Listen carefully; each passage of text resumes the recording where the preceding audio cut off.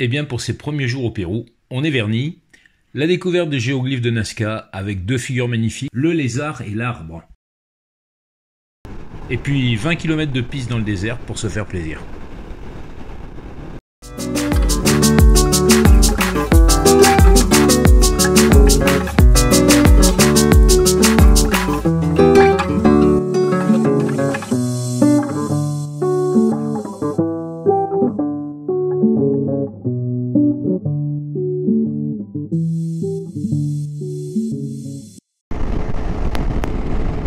Eh bien salut les motards, on se retrouve ensemble pour les premiers tours de roue au Pérou.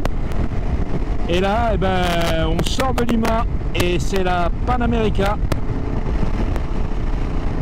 Voilà, on est dans les quartiers sud de Lima. Et donc on vient de faire, on fait nos 5 premiers kilomètres sur les routes du Pérou. Voilà, on est parti. Alors il fait vachement bon, il fait chaud. Par contre il fait gris, c'est très humide. Il fait une chaleur moite. Aujourd'hui on descend vers le sud. On descend vers Nazca. Je pense qu'on attaquera la piste demain. Aujourd'hui on a une étape de 450 km. Let's go! Ça fait maintenant une bonne vingtaine de kilomètres que nous roulons dans cet environnement et nos yeux d'Européens sont carrément écarquillés devant le spectacle de ce désert minéral. Vous le voyez, il n'y a que du sable, des dunes, aucune végétation. Et puis c'est aussi le paradoxe des pays émergents qui nous fait traverser des villages durablement inachevés, à la limite un peu de bidonville, disons-le, qui voisinent avec des cités balnéaires en construction. Et nous réalisons que c'est ça aussi le Pérou que nous sommes venus découvrir.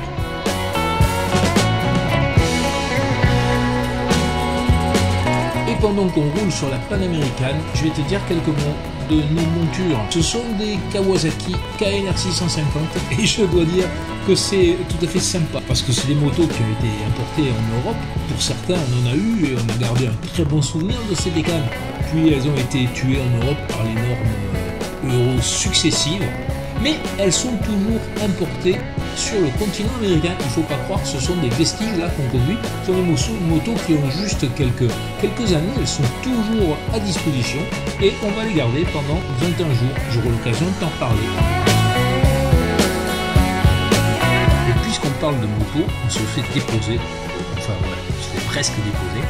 Car une motarde fout les ballons sur sa magnifique sportive. Mais il ne faut pas s'y tromper. Comme toutes les motos qu'on a vues au Pérou, c'est une 250 et nous, avec nos 650 trail, on fait vraiment figure de gros cube.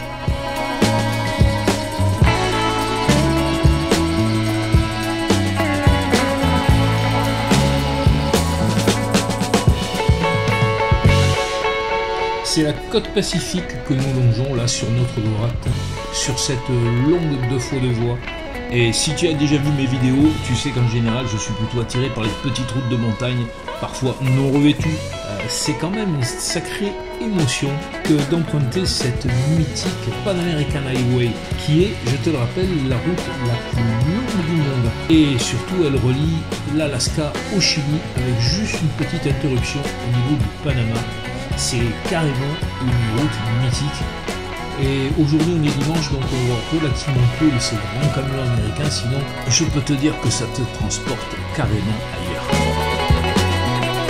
Il était midi, j'aurais bien mangé dans ces petits restos de routiers qu'on trouve en bord de la Panaméricaine, mais, et c'était bien aussi, on a décidé de quitter l'highway et de mettre le cap sur Paracas, une cité balnéaire où on est allé manger un morceau en bord de mer. Je t'en reparlerai plus tard de Paracas parce qu'on s'y arrêtera plus longtemps au retour. On repart et tu vois que les récents événements sociaux ont laissé des traces avec quelques points de vue politiques bien affirmés sur les murs.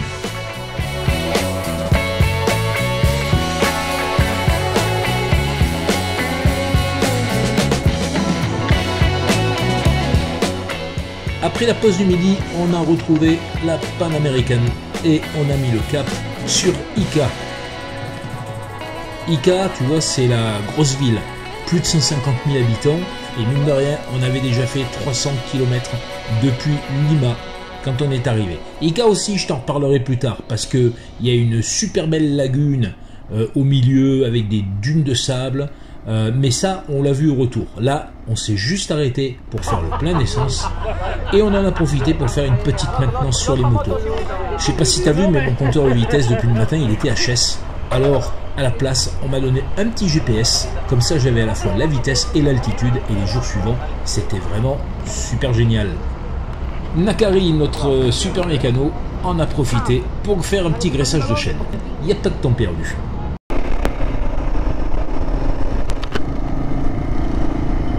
Et alors, une fois que les plans ont été faits, eh bien, il a fallu sortir d'Ica. Et ça, c'était pas une mince affaire parce que la ville, il est super étendue.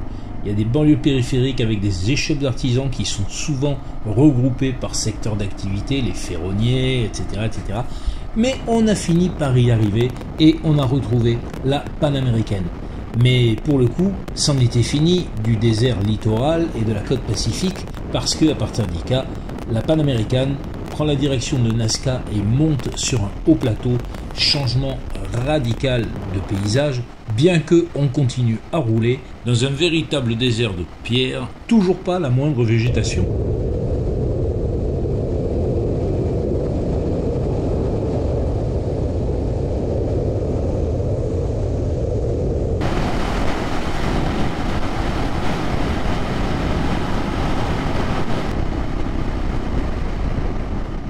Ça faisait une petite centaine de kilomètres qu'on avait quitté Ica, qu'on avait repris la Panaméricaine et qu'on roulait sur ce haut plateau désertique. On avait les yeux écarquillés, c'était notre premier jour, et on n'était pas encore habitué à ce paysage fait de sable et de cailloux. Et puis notre guide a décidé de tourner la page, et on a quitté la route principale, on a repris l'ancienne route de Palpa, Via Closada, route fermée. Ça sentait bon l'aventure et ça a piqué notre curiosité. Et puis on a vu la bifurcation vers la cité perdue de Wayuri, un site archéologique important d'une vingtaine d'hectares, une ville qui au XVIe siècle a été quasiment abandonnée d'un coup par sa population. Et donc on a continué sur l'ancienne route de Palpa. Et on est arrivé un peu plus loin, sur ce tunnel, on est passé de la 2x2 voies à une petite route qui faisait 3 mètres de large, avec des vendeurs à la sauvette.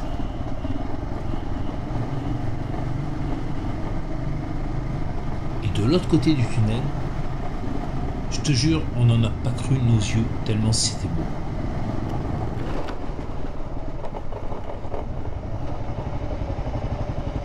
Waouh!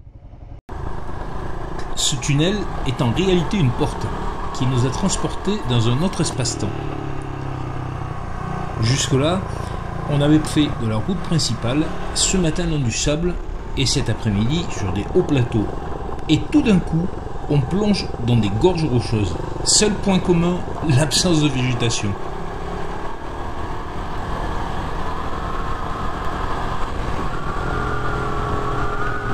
Nous nous retrouvons sur une route d'une autre époque et les tombes en bord de route en laissent apprécier la dangerosité.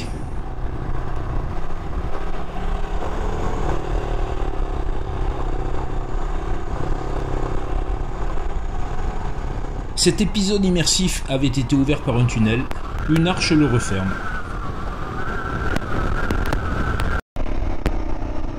Et nous voici de retour sur la Panaméricaine, sur laquelle on voit que les poids lourds américains côtoient les petits taxis de temps. Et là, nous surplombons la vallée, et tiens-toi bien, la vallée c'est le Rio Grande, nous sommes en plein western. Et pour pas quitter ce western, eh bien nous allons arriver dans la ville de Sacramento.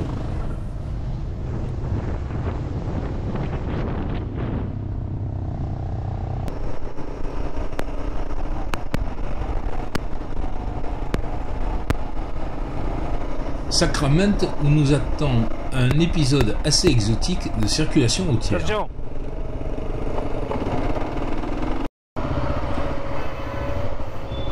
Bon, et je précise que c'est un dimanche après-midi.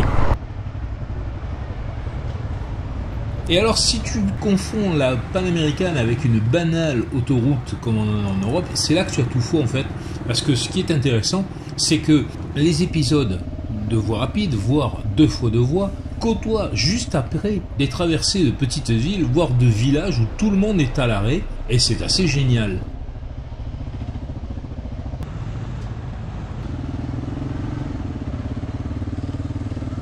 Des travaux sur un pont ralentissent toute la circulation en ce dimanche après-midi.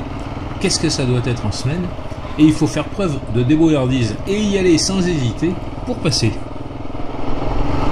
Eh ben ça y est, on est passé.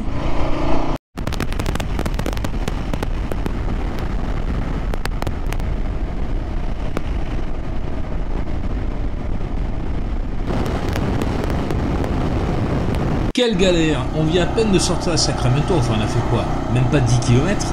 Et nous voilà à nouveau bloqués dans des bouchons, et alors là il y en a pour des kilomètres. On sait pas ce qui se passe, tout le monde est à l'arrêt. Heureusement qu'on est en moto, on se faufile, qui à droite, qui à gauche, et on remonte la file de véhicules. Une petite pensée émue pour notre 4x4 d'assistance, qui ne va pas pouvoir en faire autant, et qui va devoir prendre son mal en patience.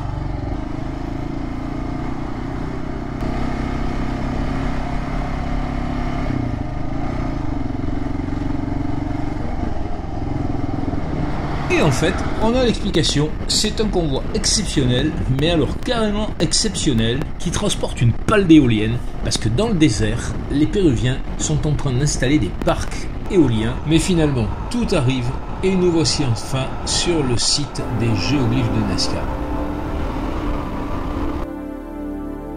C'est incroyable de penser que ce site a seulement été découvert dans les années 30 du XXe siècle, et que avant, faute d'avoir une vision verticale, on ignorait tout de ces lignes, de ces figures, et au final, la route a eu pour effet de découper en deux ce pauvre lézard. Mais c'est absolument magnifique. Et on voit qu'ils ont mis des miradors pour que les touristes puissent avoir une hauteur suffisante pour découvrir certaines des figures de ce site qui s'étend quand même sur près de 50 km².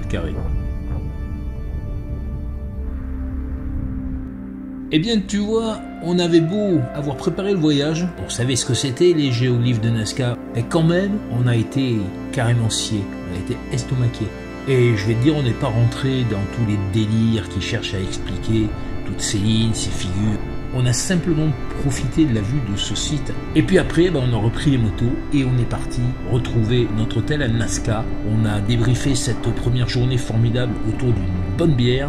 On savait pas trop ce que le lendemain allait nous apporter. Reste avec nous, tu vas voir ça dans quelques secondes. Le lendemain, c'était super aussi. On est à la sortie de Nazca et on va aller voir une pyramide Inca avec a priori de la piste pour y aller et pour revenir. Donc on va bien voir ça. En tout cas, on est parti pour cette belle journée, pas un nuage à l'horizon.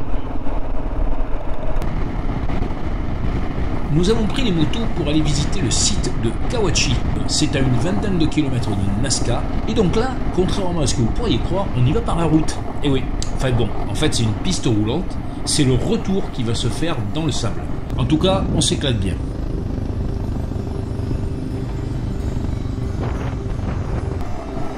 On devine au loin la végétation de l'oasis dans laquelle se trouve le site. Mais depuis qu'on roule, la piste a traversé le désert de Nazca et comme hier, on reste dans le règne du minéral.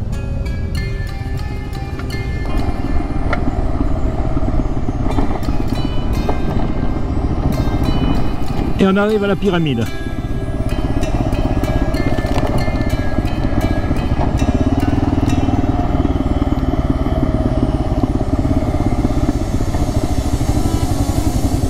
Et voilà, on s'est fait plaisir, on a envoyé du gaz, on a soulevé la poussière et on arrive enfin sur le site de Cahuachi. Un site de la civilisation Nazca absolument immense, quasiment 25 km des temples et des pyramides que les archéologues ont sortis du sable. Et c'est étonnant, on est tout seul. Alors notre guide se transforme de guide motard en guide touristique et il nous fait une visite top, nickel du site, merci à lui. Donc on repart. Ah, on repart pas tout à fait, il y a un petit grain de sable qui est venu gripper la machine. À propos de sable, je crois qu'on va en manger. Bon, Deuxième jour, il y a déjà une moto sur la remorque. Je pense que les mécanos, ils vont avoir du boulot cette nuit. Et puis nous, on va essayer de rentrer avant qu'il fasse nuit parce que ça tombe à toute allure. Bon, il n'y a pas besoin de rouler beaucoup pour avoir des aventures. En fait, c'est quasiment rien, sans doute un faux contact, mais vu que la nuit tombe, il vaut mieux ramener la moto à l'hôtel. C'est pour ça qu'il y a un véhicule d'assistance.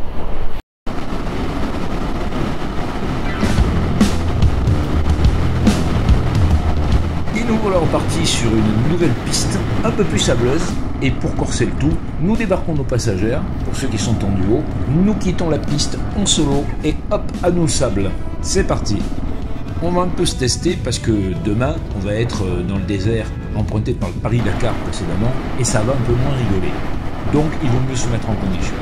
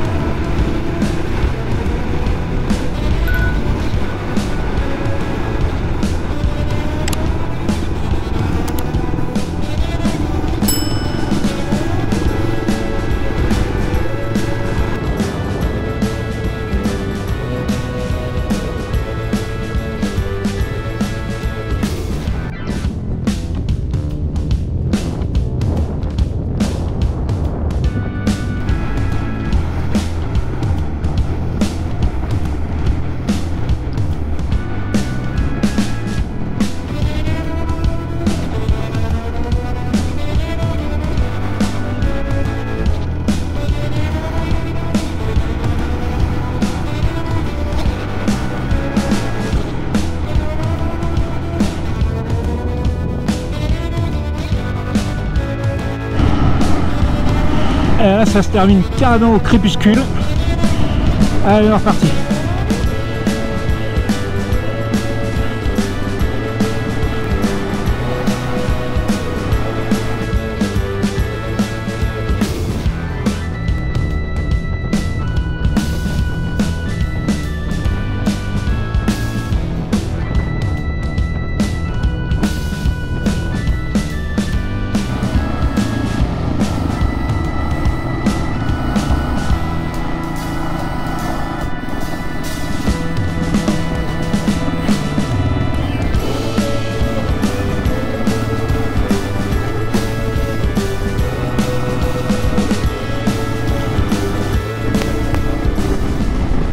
Voilà, fin de la journée, on vient de sortir du désert et là on rentre à Nazca. Il fait nuit, mais en fait il doit être à peine 18 h, j'ai pas l'heure là, mais il est pas tard en fait. Il fait nuit très tôt et donc bah voilà, on va à l'hôtel. On a passé une bonne journée, on a roulé dans le désert là, c'était assez super. Finalement, c'est un peu technique par rapport à ce que chacun de nous avait l'habitude de faire parce que bah, moi en tout cas le désert, j'avais pas trop l'habitude. Allez hop, à la maison, une bonne douche. Et là, on est dans le centre de Nazca, mais ça fait un moment qu'on est dans le centre de Nazca.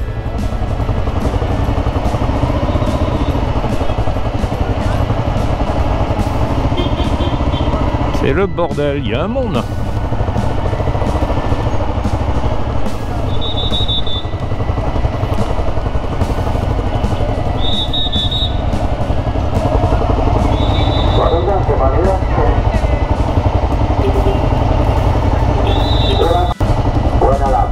Alors là, à la gauche, là, à ma gauche, on a une promo sur des avocats, le fruit. Et c'est donc la fin de cet épisode, j'espère qu'il vous a plu. N'oubliez pas de vous abonner en cochant les notifications pour être sûr de rester avec nous sur les prochains épisodes. Le prochain, eh bien, on change de destination, on part en bord de mer dans le désert sur les traces du Dakar lorsqu'il était au Pérou. Vous allez voir, ça va être un sacré changement. A très bientôt et je vous dis un road trip sinon rien.